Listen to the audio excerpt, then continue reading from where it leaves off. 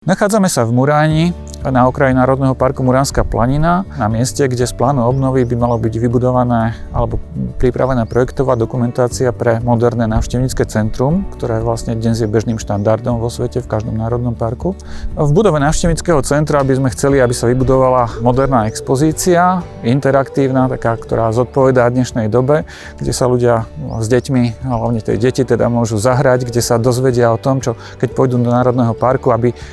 si to konfrontovali s nejakou skúsenosťou, s niečím, čo sa dozvedeli predtým,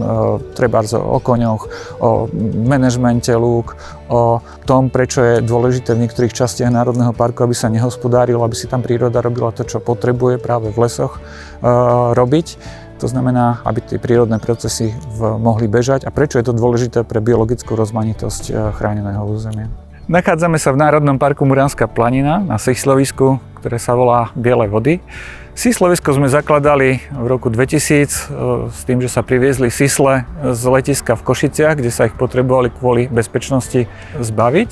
Tak sme ich vrátili sem, pretože sisle tu voľakedy žili a kvôli tomu, že sisle sme chceli použiť ako zdroj potravy pre sokola rároha, ktoré predtým na skalách, ktoré sú za mnou, tak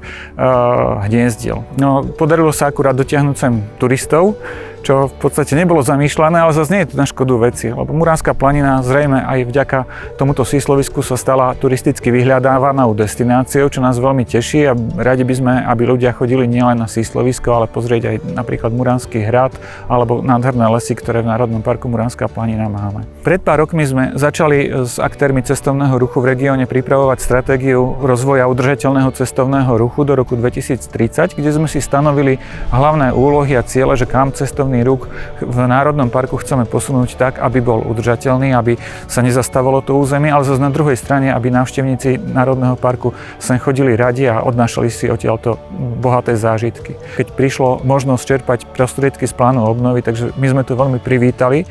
a sme radi, že niekoľko projektov bolo aj podporených, vďaka čomu je možné ten cestovný ruch niekam posunúť za 10 rokov.